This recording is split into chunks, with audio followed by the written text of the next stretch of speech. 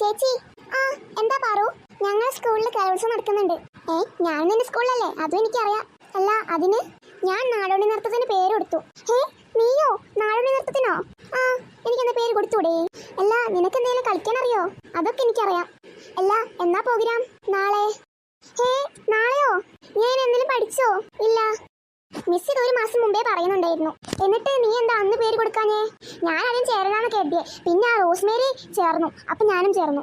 ആഹാ വെറുതെ അല്ല, റോസ്മേരി ചേർന്നോണ്ടാ നീയും ചേർന്നേ അല്ലേ? അത് തന്നെ, അവളെ തോൽപ്പിക്കാൻ. സ്കൂളിൽ വന്ന ഉടനെ യൂണിഫോം പോലും ഊരാതെ എന്താ രണ്ടുപേരോട് സംസാരിക്കുന്നത്? അത് അമ്മ, ഇവളുണ്ടല്ലോ നാളെ നാടോടി നൃത്തത്തിന് പേര് കൊടുത്തു. പാറു സത്യാണോ? ആ സത്യ. നിനക്ക് ഇനി വല്ലതും കളിക്കാൻ അറിയോ മോളെ? അതൊക്കെ അറിയാം. നിങ്ങൾ നാളെ കണ്ടോ? മാളു ഇവൾ എന്ത് കരുതിയിട്ടാ? എനിക്കറിയില്ലേ. ആവോ കാണാം. കാട്ടിലും കാട്ടിലെ തക്കാളിക്കാട്ടിലെ തത്തമ്മ പണ്ടൊരു കൂട് വെച്ചു. ആഹാ തത്തമ്മ പണ്ടൊരു കൂട് വെച്ചു. ഇത് ഞാൻ പൊളിക്കും. ഹായ്, ഇന്നെന്റെ മോളെ കാണാൻ എന്ത് രസവാ. ആരാ ഇത്? അച്ഛാ. ഇന്നെന്റെ പൊന്നുമോളെ കാണാൻ എന്ത് രസവാ. ആരും കണ്ണു വെക്കാതിരുന്നാൽ മതിയായിരുന്നു. രാവിലെ തന്നെ എണീറ്റ് വന്നപ്പോൾ ഒരു നല്ല കോമഡി ആണല്ലോ കേട്ടത്. എന്നാ നീ എന്റെ പാറമോളെന്ന് വന്ന് നോക്ക്. ഇവളാരാ ഒരുക്കി കൊടുത്തത്? ഞാൻ. അമ്മയ്ക്ക് ഇത്ര ഒരുക്കാൻ അറിയായിരുന്നോ? എന്നിട്ട് എന്നെ ഇതുവരെ ഒരുക്കി തന്നിട്ടില്ലല്ലോ. ഈ സമയത്ത് കുശുമ്പ് കാണിക്കരുത് കേട്ടോ മാളു. അങ്ങനെ പറഞ്ഞു കൊടുക്കമ്മേ, അല്ല മീൻ കണക്കാ. എന്നാ വാ മോളെ, ഞാൻ സ്കൂളിലേക്ക് തരാം. ശരി അച്ഛാ. മാറി നിൽക്കണേ ചേച്ചി, ഈ കലാകാരി പോട്ടെ. ഒരു കലാകാരി എന്നെ പറഞ്ഞോ? ഇല്ലേ. വാച്ചാ. എന്നാ ശരി കേട്ടോ മാളു, ഇടി ഞാൻ പോട്ടെ. എന്നാ പോയിട്ട് വാ. അടുക്കളയിൽ എന്നേ മണിയാ പോയി നോക്കാം. അടുത്തതായി നാടോടി നൃത്തം ആണ് നടക്കുന്നത്. നാടോടി നൃത്തം കളിക്കാനായി നമ്മൾ നമ്മുടെ സ്വന്തം പാറക്കുട്ടിയെ ക്ഷണിക്കുന്നു. അപ്പൊ പാറക്കുട്ടി, ഓൾ ദി ബെസ്റ്റ്.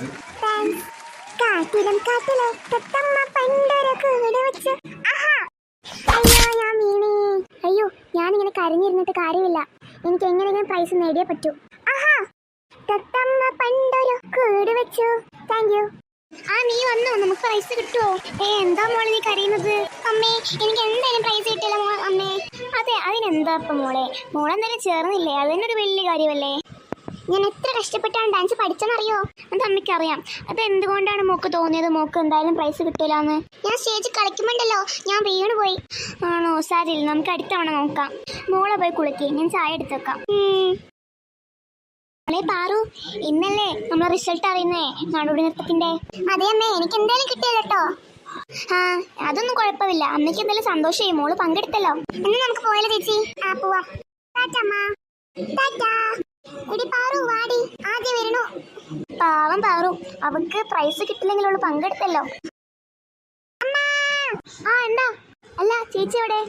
ചേച്ചി ഇവിടെ നടന്നു വരുന്നുണ്ട്. എന്താ കാര്യം? ചേച്ചി പറയൂ. നിനക്കെന്താ പറഞ്ഞാല്? ചേച്ചി പറയട്ടെ. എന്താ മാളു ഇവളെ ഇത്ര സന്തോഷത്തില്?